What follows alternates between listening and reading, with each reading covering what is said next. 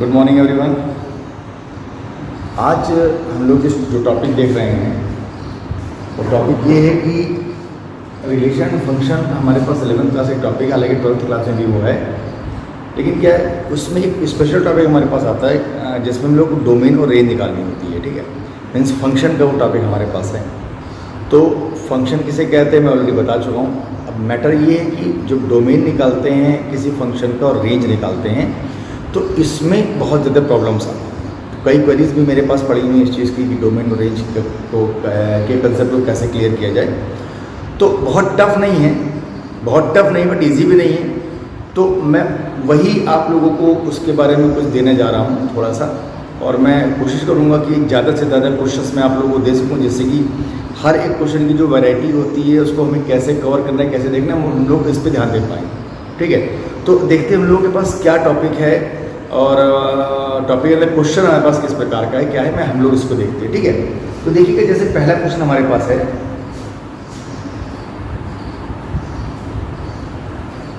जी आनंद भैया क्या हाल?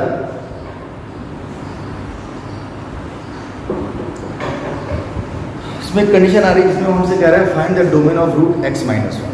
हमारे पास जो कंसेप्ट है वो है कि f(x) = root x minus one हमारे पास है। ये फर्स्ट कंडीशन हमारे पास है। ठीक है, this is the first condition of which we have to find the domain and range. How can we find the domain and range of this condition? Let us see. क्या है कि बहुत ज़्यादा typical नहीं है, बहुत टफ नहीं होता है, बट थोड़ा सा कॉम्प्लिकेटेड होता है क्योंकि बस सोचना पड़ता है इसमें। और ये 11th क्लास का ये कह लीजिए बहुत डिफिकल्ट पार्ट है 11th क्लास का। इतनी आसानी से हम लोग इसके रिजल्ट हम लोग फाइंड नहीं कर पाते हैं, उसी को हम लोग देख रहे हैं। देखिएगा हम लोग अगर डोमेन निकालें तो बात अगर हम लोग डोमेन की करें और रेंज की करें तो सबसे पहली चीज़ ये है कि डोमेन और रेंज होता क्या है। डोमेन जो होता है एक्चुअली यहाँ पर दो प्रकार के वेरिएबल होते हैं, ऐसा मान लेते हैं। तो वेरिएबल हमारे पास होते हैं वो दो प्रकार के होते हैं। एक हमारे पास होता है डिपेंडेंट वेरिएबल, एक होता है इंडिपेंडेंट। ठीक है, एक होता है डिपेंडेंट, एक होता है इंडिपेंडेंट। दो वेरिएबल हमारे पास होते हैं। ठीक है, अब ये जो फंक्शन हमारे पास है इसमें देखिएगा जैसे f(x) = x माइनस वन हमारे पास है। ठीक, तो f(x) = root x minus one में हम एक काम करते हैं, इस f(x) को हम लोग नॉर्मली y के इक्वल भी रखते हैं। ये तो हम लोगों को पता है, कई बार मैंने पहले अपनी वीडियो में बताया है कि हम लोग जो है इसको जब सॉल्व करते हैं तो फंक्शन जो होता है उसको हम लोग y के इक्वल रख लेते हैं। ठीक है, तो इसको शॉर्टकट में समझा जाए कि जो x हमारे पास, जैसे इस इक्वेशन में, इस इक्वेशन जो हमारे पास x है वो हमारे पास डोमेन है। ठीक है, और जो y हमारे पास आएगा वो हमारे पास रेंज आएगा। मतलब कहने का इक्वेशन में वो वैल्यू जो हम लोग अपने आप पुट करते हैं, ठीक है, हम फ्री हैं कुछ भी पुट करने के लिए। वो कैसी वैल्यू होगी? इंडिपेंडेंट वैल्यू होगी। जो वैल्यूज हम लोग अपने आप पुट करते हैं वो हमारी डोमेन कहलाती है। ठीक है, और वैल्यू पुट करने के बाद जो रिजल्ट निकलता है पूरे फंक्शन का, ठीक है, वो हमारा क्या कहलाता है? रेंज कहलाता है। ये डोमेन है, ये रेंज है। तो y जो है वो x पे डिपेंड करता है। ठीक है, तो x जो वेरिएबल है वो कहलाएगा इंडिपेंडेंट, क्योंकि वो फ्री स्वतंत्र कुछ भी कर सकता है। लेकिन जो हमारे पास y जो है वो x की वैल्यू पुट होने के बाद हमको चूंकि मिलता है, इसलिए हम कहते हैं y हमारे पास कैसा होगा? डिपेंडेंट हो गया, क्योंकि y x पे डिपेंड कर रहा है। जब x की वैल्यू पुट करेंगे तो हमको y की वैल्यू मिलेगी। मेन मैटर ये हो गया। अब यहाँ पर आते हैं हम लोग, देखते हैं कि कंडीशन क्या है। कंडीशन रिजल्ट क्या आता है? रिजल्ट बोलता है कि y = root x minus one है। इसमें हमें रूट x माइनस वन को सॉल्व करना है। हम लोग कौन सी वैल्यू को इसमें ऐसी पुट करें x माइनस वन में जिससे कि हमारा सोल्यूशन पॉसिबल हो जाए। तो देखिएगा रूट के लिए एक स्पेशल केस होता है। There is a special case for the root. क्या होता है? रूट ये होता है कि रूट के अंदर हम किस प्रकार से वैल्यू पुट करें कि रिजल्ट नेगेटिव ना आए। पॉसिबल नहीं। रूट की वैल्यू नेगेटिव में अगर जैसी आएगी वैसे क्या हो जाएगा? इमेजिनरी हो जाएगा। केस हमारे पास रूट में माइनस में जैसी वैल्यू आती है वो केस इमेजिनरी हो जाता है हमारा, जिसको हम लोग इमेजिनरी उसमें कॉम्प्लेक्स नंबर हम लोग पढ़ते हैं। ठीक है, तो हमें इस प्रकार की वैल्यू पुट करनी है कि वो वैल्यू पुट करने पर रिजल्ट हमारे पास कैसा आ जाए? पॉजिटिव आए। ठीक है, तो x माइनस वन की अगर हम लोग वैल्यू देखेंगे, अगर हम लोग x माइनस वन की जो वैल्यू पुट करें मोर देन और इक्वल टू 0 पुट करें, x माइनस वन की जो वैल्यू होनी चाहिए वो या तो 0 से बड़ी हो या 0 के इक्वल। रूट के अंदर की जो वैल्यू होती है वो 0 भी पॉसिबल है, तो हम लोग 0 भी ले सकते हैं, ठीक है। मतलब इस x माइनस वन की वैल्यू ऐसी वैल्यू पुट करें x की जगह पर, जैसे मान लिया x की जगह 1 पुट कर दिया, तो अगर हम x की जगह 1 पुट करेंगे तो रिजल्ट क्या आएगा, 1 माइनस 1 0 हो जाएगा, तो 0 का रूट पॉसिबल है, तो इसलिए वो कंडीशन क्या हो जाएगी, सेटिस्फाई हो जाएगी, ठीक है। लेकिन x की वैल्यू 0 से छोटी पुट करेंगे, मान ली -1 पुट किया तो -1 और -1 मिलकर -2 हो जाएगा। अब अगर वो आपका -2 हो जाएगा तो गड़बड़ हो जाएगा, क्योंकि रूट में जब वैल्यू माइनस में आती है तो इमेजिनरी आ जाती है, तो उसका सोल्यूशन पॉसिबल नहीं होता है फिलहाल। हम लोग जब कॉम्प्लेक्स नंबर में आते हैं तो हम लोग तो पढ़ते हैं कॉम्प्लेक्स नंबर में कि क्या वर्किंग है हमारे पास, उसमें हम लोग रूट की वैल्यूज को भी सॉल्व करते हैं, कोई है ना। लेकिन यहाँ हमारे पास वो कंसेप्ट नहीं है, क्योंकि फंक्शन जो हमारे पास होता है उसमें कंडीशन होती है कि रियल वैल्यूज हम लोग को फाइंड करनी है। अगर इमेजिनरी कह रहा है फाइंड करने के लिए तो कोई दिक्कत नहीं, वो इमेजिनरी बोलता नहीं है, क्योंकि हम लोग को सिर्फ रियल वैल्यूज ही फाइंड करनी पड़ती हैं, इसलिए हम लोग इमेजिनरी में नहीं जाते हैं, ठीक है।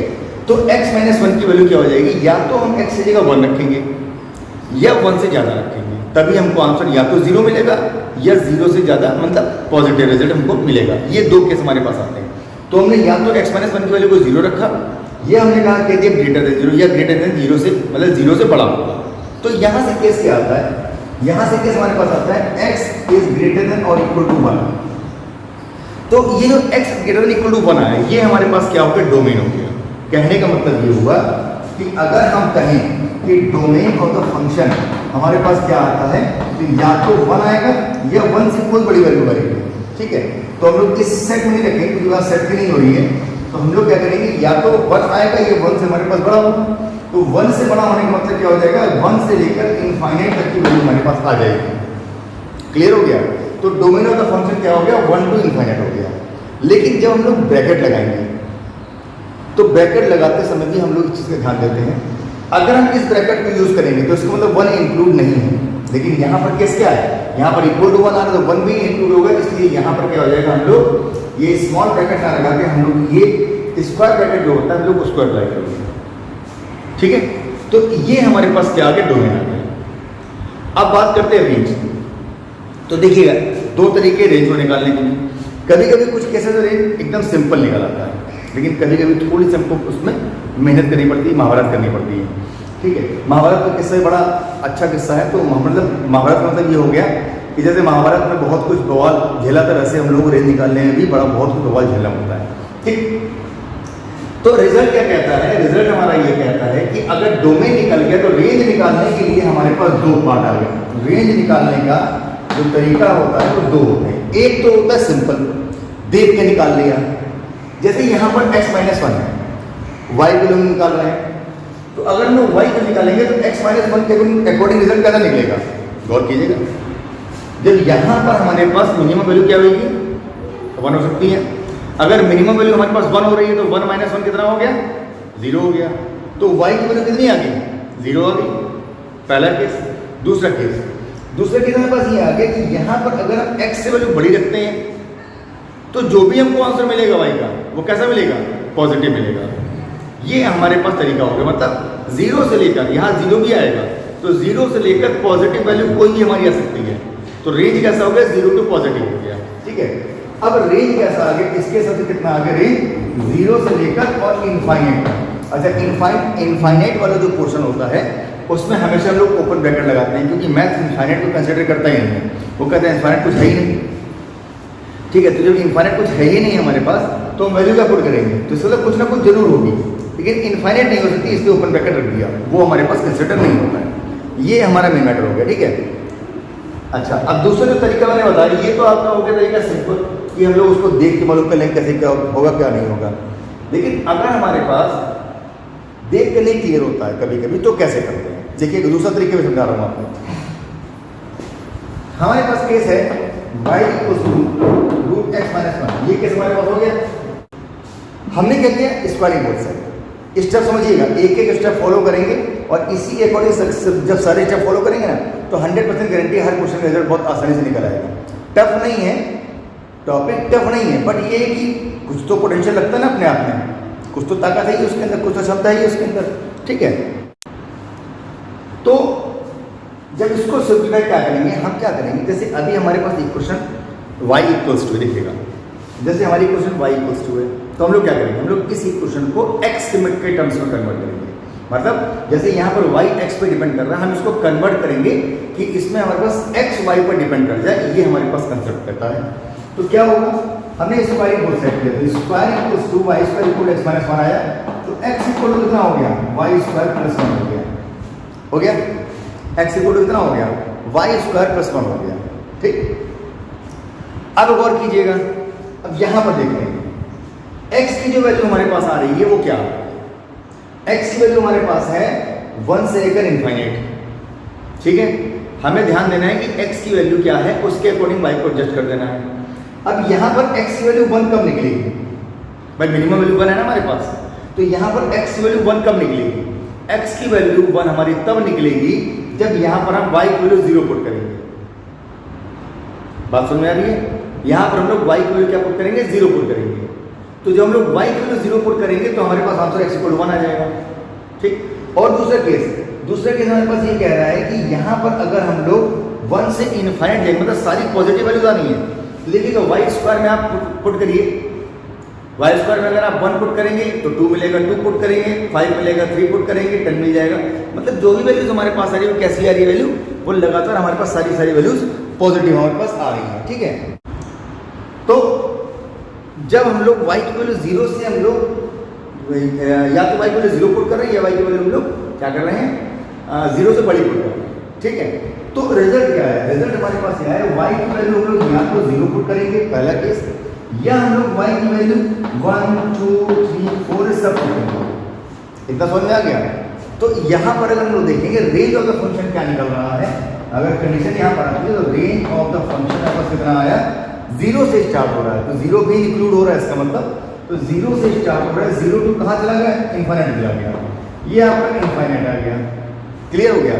लेकिन इसमें जब आप कर रहे हैं, देखिए मैं तो समझा रहा हूँ, मुझे पता है वर्किंग क्या है क्या नहीं है, लेकिन जब आप इसको समझ रहे हैं तो अब यहाँ पर आपके दिमाग में एक चीज़ आई होगी कि यहाँ पर अगर हम y की वैल्यू -1 रख देंगे तो भी तो हमारे पास प्लस का 2 आ रहा है, रिजल्ट ये कह रहे हैं ना, x की वैल्यू जो होनी चाहिए वो 1 से लेकर इनफाइनाइट होनी चाहिए। तो अगर हम y इक्वल टू -1 रखेंगे, अगर हम y इक्वल टू -1 रखते हैं तो हमारे पास क्या हो रहा है, x इक्वल टू 2 आ रहा है। देखिएगा y इक्वल टू अगर -1 रखेंगे तो भी -1 का स्क्वायर +1 और +1 2 हो गया, x इक्वल टू 2 आ रहा है, तो x इक्वल टू 2 जो आ रहा है वो यहाँ सेटिस्फाई कर रहा है, ये तो हो रहा है। तो अगर हम और अगर -2 रखते हैं तो 5 आएगा, -2 का स्क्वायर प्लस का 4 हुआ, प्लस का 4 + 1 5 हो गया। तो यहाँ पर क्या हो रहा है, 5 भी सेटिस्फाई कर रहा है, x वैल्यू 5 और ये सेटिस्फाई करिए, 1 टू इनफाइनाइट में 5 कंसिडर होता है।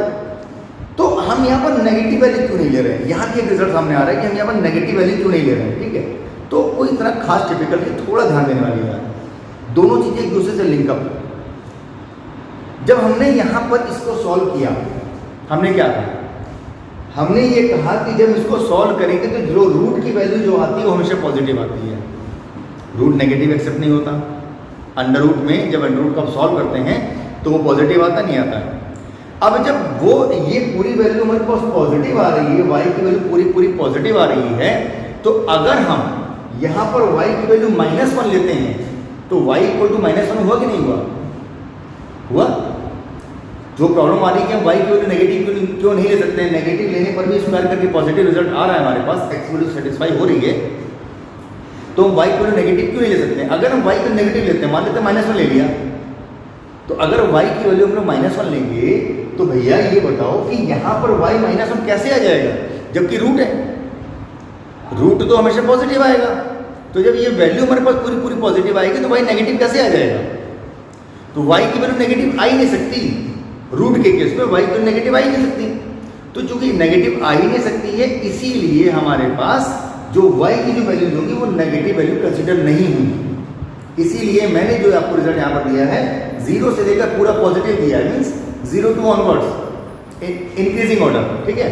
तो ये हमारे पास प्रोसेस है, हर जगह पर हर कहीं पर कुछ ना कुछ एक प्रॉब्लम इस प्रकार की हर क्वेश्चन में आती है, इसीलिए ये टॉपिक थोड़ा सा डिफिकल्ट हो जाता है बच्चों के लिए, और कोई लॉजिक नहीं है, इतना डिफिकल्ट नहीं है। बट जैसे ये भी क्वेरी आपके सामने आएगी, वाई की वैल्यू नेगेटिव हो सकती है, अभी अगर आपको कोई नहीं समझाएगा तो आप कंफ्यूज रहोगे उस हमेशा, ठीक है। तो ये इस तरह से हम लोग क्या करते हैं, इस तरह से हम लोग इसकी रेंज निकालते हैं और इस तरह से हम लोग इसका डोमेन निकालते हैं, ठीक है। तो ये किसका हो गया, किसका रेंज और डोमेन निकालने का प्रोसेस हो गया, √x - 1 का। क्लियर हो गया। अगला क्वेश्चन देखते हैं क्या हमारे पास।